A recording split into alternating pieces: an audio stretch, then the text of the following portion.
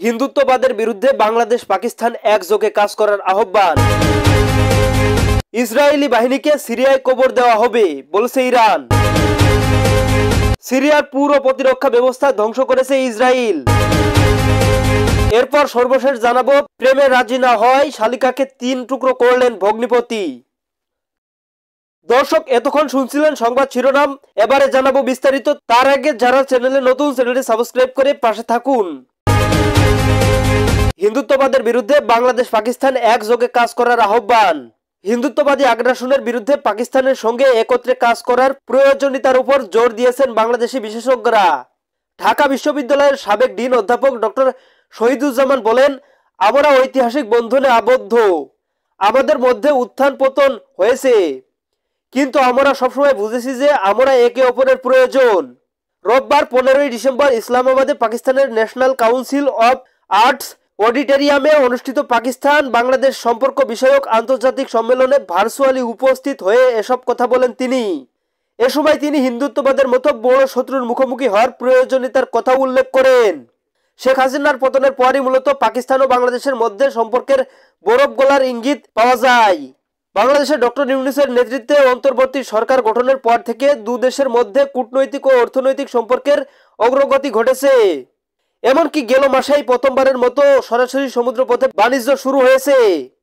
এর মাধ্যমে বাংলাদেশ পাকিস্তান থেকে 25,000 টন উচ্চমানের চিনি আমদানি করেছে, যা আগের ভারত থেকে আসা আমদানি করা হতো। সম্প্রতি ত্রিপুরার বাংলাদেশি কনসুলেটে হিন্দুত্ববাদী গোষ্ঠীর আক্রমণ ও বাংলাদেশের পতাকা অবমাননার ঘটনার পর থেকে ঢাকা থেকে কঠোর প্রতিক্রিয়া জানানো হয়।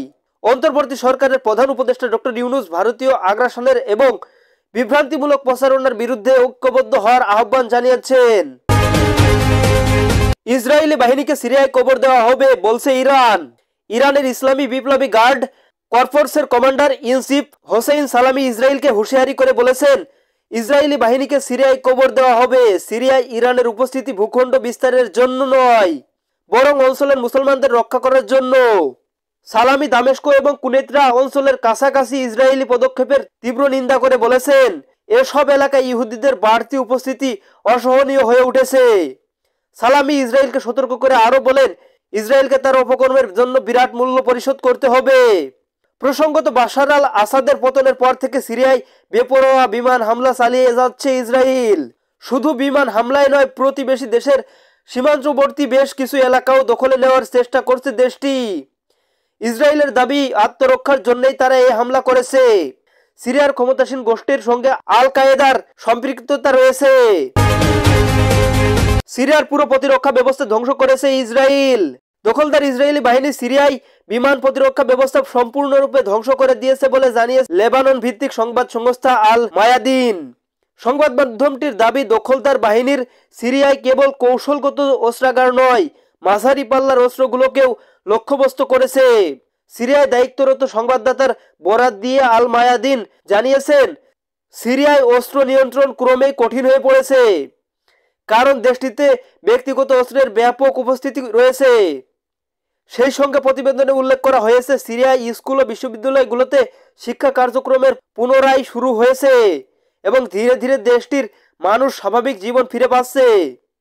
এদিকে শনিবার আলেপ্পোর দক্ষিণাঞ্চলে আল সাফিরা এলাকায় বৈজ্ঞানিক গবেষণা কেন্দ্র ও প্রতিরক্ষা কারখানাগুলোকে লক্ষ্য করে হামলা চালায় ইসরায়েলি যুদ্ধ বিমান। রাতভর হামলায় দামেস্কের উপকণ্ঠে আল রুহাইবা একটি বিমান রাডার ব্যাটালিয়নও লক্ষ্যবস্তু হয়। সিরিয়ার রাজধানী দামেস্কে আল সুয়াইদা এবং হামাস অঞ্চলের মাসাব এলাকায় বৈজ্ঞানিক হামলায় কেন্দ্রগুলোও ইসরায়েলি বিমান হামলার শিকার হতে হয়।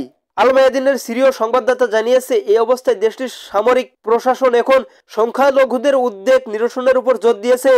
সেই সঙ্গে প্রতিবেদনেও উল্লেখ করা হয়েছে যে আলেপ্পো এবং রাজধানী দামেস্ক সহ অন্য শহরগুলোতে কোনো নিরাপত্তা লঙ্ঘন ঘটনা ঘটেনি। প্রেমে রাজি না হয় শালিকাকে 3 টুকরো করলেন ভগ্নিপতি। প্রেমের প্রস্তাবে রাজি না হয় শালিকাকে হত্যার পর দেহ 3 টুকরো করে শহরের বিভিন্ন স্থানে ফেলে দিলেন দুলাভাই। কলকাতার টালিগঞ্জের কাছাকাছি গলফ গ্রিন এলাকায় রোমহর্ষক এ ঘটনা ঘটেছে। ইতোমধ্যে হত্যাকারীদের গ্রেপ্তার করেছে পুলিশ। দক্ষিণ 24 পরগনা জেলার ডায়মন্ড হারবারে বাসুলডাঙ্গা গ্রাম থেকে তাকে গ্রেপ্তার করা হয়। খবর এনডিটিভির। শুক্রবার সকালে কলকাতার রিজেন্ট পার্ক এলাকায় একটি পলিথিনের ব্যাগে ছিন্ন মস্তক পড়ে থাকতে দেখেন স্থানীয়রা। সঙ্গে সঙ্গে পুলিশকে খবর দেন তারা। পুলিশ ঘটনাস্থলে এসে কাটা মস্তকটি উদ্ধার করে এরপর অন্য টুকরো দুটি স্থান থেকে শরীরের অন্য দুই অংশ উদ্ধার করা হয়। মস্তকের আঘাতের চিহ্ন ও তাজা রক্তের উপস্থিতি দেখে পুলিশের অনুমান ওই নারীকে হত্যার পর 12 ঘন্টার মধ্যে মস্তকটি ওই স্থানে ফেলা হয়েছিল। সিসিটিভি ফুটেজ ও এলাকাবাসীর তথ্য অনুযায়ী পুলিশ জানতে পারে হত্যার শিকার নারীর নাম খাদিজা। তিনি টালিগঞ্জের একটি বাড়িতে গৃহকর্মীর কাজ করতেন। সম্প্রতি খাদিজার প্রতি দুলাভাই আতিউর রহমান লস্কর অস্বাভাবিক আগ্রহ দেখাচ্ছিলেন। এনডিটিভি জানায়, খাদিজা ও তার দুলাভাই আতিউর একসঙ্গে কাজে যাতায়াত করতেন। 2 বছর আগে স্বামীর সঙ্গে বিচ্ছেদ হয় ওই নারীর। আতিউর রহমান তাকে প্রেমের প্রস্তাব দেন, কিন্তু খাদিজা তাকে প্রত্যাখ্যান করে দেন। এক পর্যায়ে আতিউরের সঙ্গে যোগাযোগ বন্ধ করে দেন এবং ফোন নম্বর ব্লক করে দেন। এতে আতিউর ক্রুদ্ধ হয়ে হত্যার পরিকল্পনা করেন।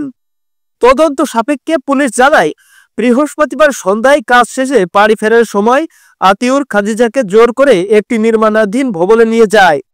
সেখানে খাদিজাকে প্রথমে শ্বাসরোধ করে তাকে হত্যা করেন আতিউর। পরে শালিকার শিরচ্ছেদ করেন এবং দেহ 3 টুকরো করে এই নির্মাণ শ্রমিক। পরে মরদেহের টুকরাগুলো আলাদা আলাদা স্থানে ফেলে দেন আতিউর। পুলিশ ঘটনাস্থলে এসে কাটা মস্তকটি উদ্ধার করে এরপর অন্য দুটি স্থান থেকে শরীরের অন্য 2 অংশ উদ্ধার করা হয়।